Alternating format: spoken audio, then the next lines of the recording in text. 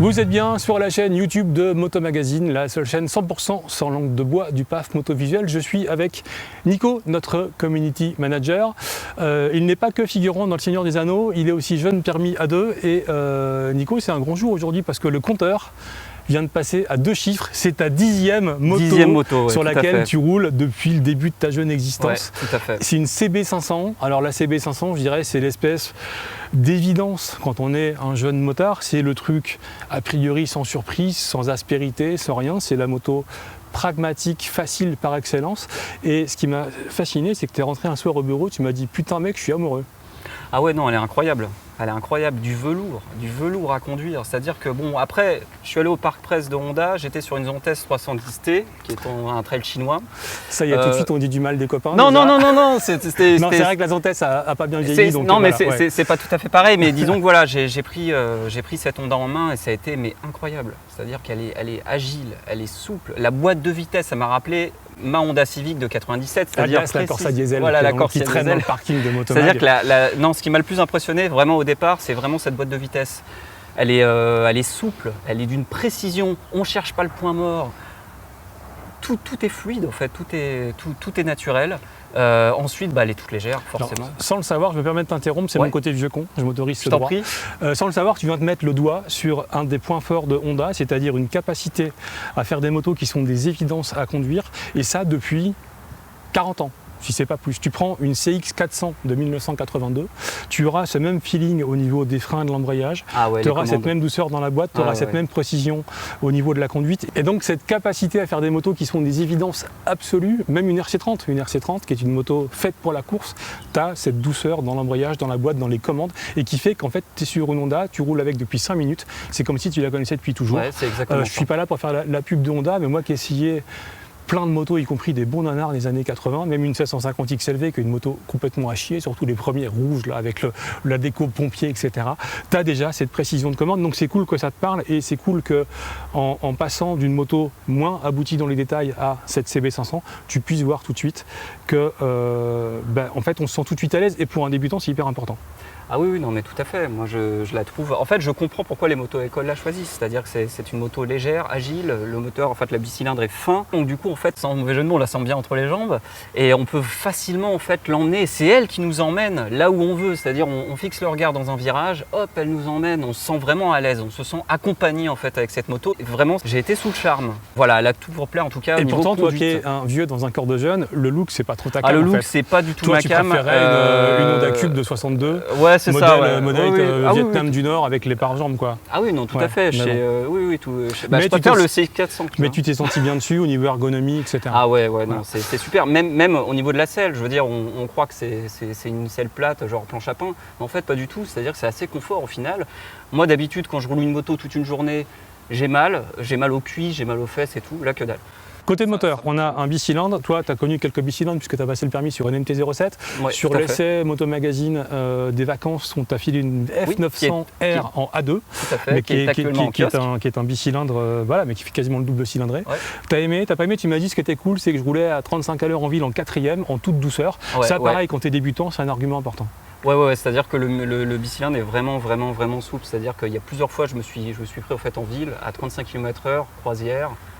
Déjà le son du moteur est très feutré en ville, donc c'est assez agréable. Donc en fait, en 4ème à 35, aucun souci, ça tape pas, c'est doux. Bon évidemment quand on arrive en rond-point, faut rétrograder, mais sinon franchement le moteur est très souple en ville et même sur national, à un peu plus grande vitesse. Par contre, là où il peine un peu, c'est quand on arrive à 130 km/h sur voie rapide. Nous dit le mec qui est limité à 110, tu vois, comme quoi. Non mais voilà. mais bon, mais c'est bien. Non mais on sent qu'elle souffre un peu à 130. Oui, mais bon, c'est une moto A2 qui fait. Voilà, c'est ça. Faut remettre dans le contexte. Mais disons que je me suis pas vu en fait enchaîner forcément 600 bornes avec quoi. C'est dommage. On a des plans pour toi. Ça s'appelle l'Ironbot. C'est un truc américain. C'est 1600 bornes dans la journée. Ça s'appelle le cul en fer. Et 600 bornes dans la journée, c'est rien pour l'instant, tu vois. Ouais. On a des Voilà, pour toi. mais c'est vrai qu'elle vibre un peu au Alors régime. justement pas- des points faibles, des petits chagrins avec cette moto. Donc ça vibre effectivement au régime, ça manque d'allonge. Au régime, c'est quoi pour toi? Ça Au vibre à régime, combien? c'est-à-dire que c'est au-dessus de 6000 tours. Ouais. Je dirais que ça commence un peu à vibrer. Mais après voilà, c'est un 47 chevaux, on ne peut pas non plus trop en demander. Après moi, ce qui m'a vraiment gêné, c'est le compteur. Le compteur LCD, on voit pas grand-chose, il y a des reflets, c'est pas terrible. On voit bien en tunnel, c'est tout quoi. Sinon, il faut vraiment voilà. Ouais, puis passer sa vie dans un tunnel, c'est un peu triste quand même. Ouais. Non, mais c'est vrai. Oui, voilà. Donc non, franchement, à part ça, à part ces vibrations au régime, cette manque de capacité du moteur peut-être effectivement dans les tours sur voie rapide, et cet écran, moi je vois aucun défaut spécifique. Est-ce que tu as c'est une été merveille. gêné par les commodos qui inversent les clignotants et le Oui, klaxon? au début j'arrêtais pas de klaxonner. D'accord. J'ai Alors c'est klaxonné bien dans parce que ça la veut dans dire la que zone même quand industrielle. t'as pas d'automatisme, parce qu'un jeune Ah, j'ai n'a pas pas arrêté de klaxonner. d'automatisme, il débute, il a du mal avec ses commodos. Moi, si ça tenait qu'à moi, le mec qui a dessiné ça, je le mets en haut d'une Fuji, je lui mets un coup de pied au cul de l'espace et je le défenestre. C'est complètement con. On a arrêté de faire ça, revenez à des commodos normaux. Merci. Par contre, une bonne nouvelle, la CB500, elle a des pneus, elle a des Michelin Road 5. C'est vachement bien, il faut le souligner. Il y a beaucoup de motos japonaises de milieu de gamme qui ont des pneus assez médiocres. On va pas balancer les copains, mais Suzuki, Kawasaki, c'est pas les rois de la montre de pneus qui déchirent. Sur cette CB500, tu as du pilote Road 5, c'est sécurisant sur le sec, sur le mouillé, ça c'est essentiel pour des débutants. Et c'est aussi, ça rend la moto excessivement facile, et c'est aussi un point très important. On te la donne, tu la prends ou non? Ah oui, je la prends. Ouais. On appelle- Esthétiquement, c'est pas du tout mon Ouais, délire, mais tu peux mais je suis tu tombé peux amoureux mettre de la sa tête de conduite. fourche façon Gollum et la repeindre en Oui. rose. Enfin, tu vois, il y a tout est possible. oui, je vais monter un carénage de CBR 600 de Ouais, avec 92. des cornes de rock devant, et tout, une selle en peau de mouton. Enfin, Voilà. il a des goûts particuliers quand Oui, même. oui, le trash Mais- allemand, tout ça. Donc on te la donne, tu la prends. Ouais, On carrément. appelle Cofidis, tu la prends. Oui. Ouais, sérieux? Oui, je pense, oui, parce que Tu franchement, pourrais, moi, te saigner pour ça, quoi. honnêtement, Ouais. vraiment, c'est un vrai coup de cœur à conduire. C'est du velours, je la préfère même à la MT-07, qui est peut-être un peu plus polyvalente. Mais franchement, celle-ci, elle est tellement légère, tellement agile. C'est un bonheur, vraiment. D'accord. Vraiment, Dans le vraiment, top vraiment. 10 des motos de Nico, qui n'a pas de valeur universelle, mais ça a une valeur importante pour Nico, tu la mets où dans le top 10 des motos de Nico? Dans le top 10, Parce que tu as essayé 10 motos là.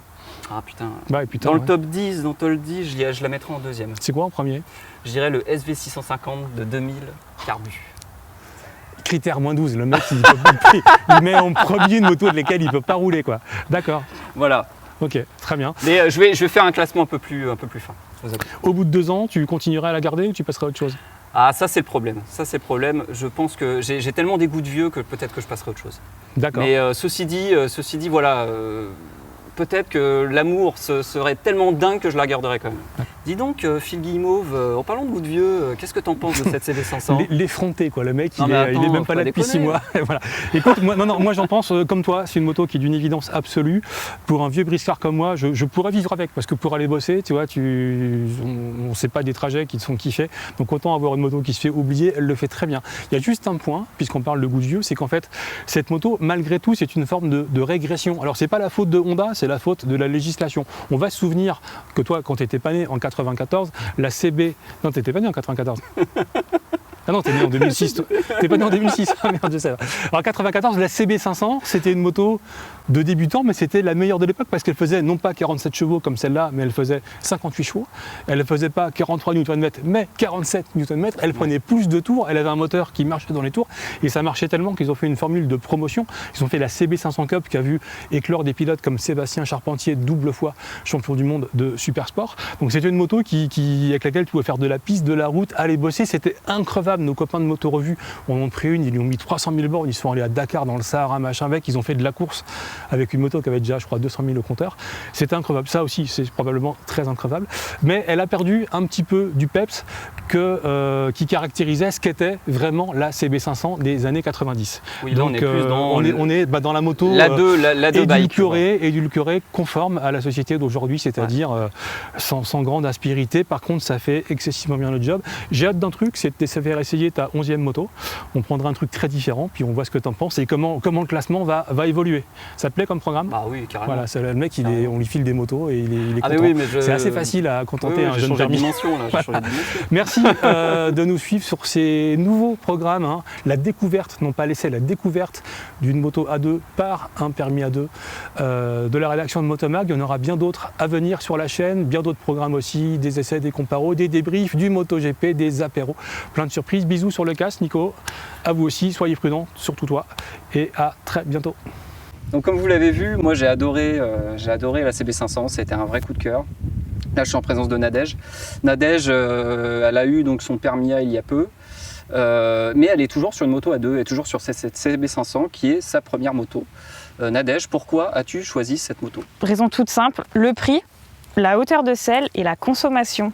Et ouais, surtout la hauteur de selle, je suis 1m60.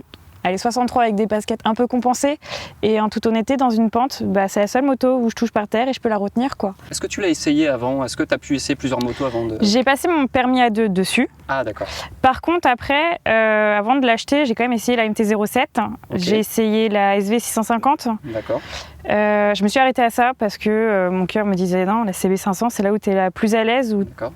Ouais, la position de conduite, le moteur, puis la conso, je suis étudiante de base, donc j'ai pas un gros budget, elle consomme quoi, 3 litres au 100 quand je fais que de la ville, donc en soi je mets pas beaucoup. C'est vrai qu'elle consomme rien, moi j'ai remarqué, c'est un vrai chameau, c'est vraiment agréable, donc agréable pour le porte-monnaie. Et donc voilà, donc en fait là tu as le permis A, ouais. Et tu réfléchis à une nouvelle moto. Exactement. Tu as des idées? En toute honnêteté, je veux la même, plus puissante. Je veux la même hauteur de selle, je veux la même conso, je veux limite le même poids parce que effectivement Honda, je me suis intéressée à leur CBR 650R qui est un peu l'évolution, mais 4 cylindres donc plus lourde et en fait plus lourde à retenir surtout. Et donc c'est des choses à prendre en compte. Donc pour l'instant, la changer, c'est un peu compliqué. Ouais, je comprends. J'attends de voir ce que va nous proposer les autres marques finalement. Est-ce qu'ils vont réussir à un moment donné à trouver un petit point. Tu me parlais justement du 3 cylindres. Tu me parlais de la Street Triple. Exact. Est-ce que tu as pu l'essayer? Pas encore. Et ce qui me freine, c'est de l'essayer de l'adorer et de ne pas avoir le budget pour l'acheter. Parce que Triumph, quand même, c'est un certain prix. Ouais. Et encore une fois, je suis pas encore ton salaire. Et donc, du coup, un peu compliqué, quoi. Donc, si tu devais me citer 2 qualités et 2 défauts sur cette CB500. J'ai commencé par les qualités, forcément. Donc, la hauteur de selle et la consommation. Vraiment un vrai plaisir. 2 défauts, finalement, j'en ai pas beaucoup. J'en aurais surtout un, le fait que je puisse pas en fait la débrider, vu que ce que je voudrais, c'est la même, plus puissante. Ouais. C'est tout bête, mais si seulement je pouvais et je la gardais, ce serait nettement plus pratique, quoi. Il faudrait un swap moteur, il faut mettre un moteur VTEC de CRX de 89. Voilà. Ça serait l'idéal. Ce serait l'idéal. D'accord. Ok, merci beaucoup. Et puis à bientôt pour des nouveaux essais à 2.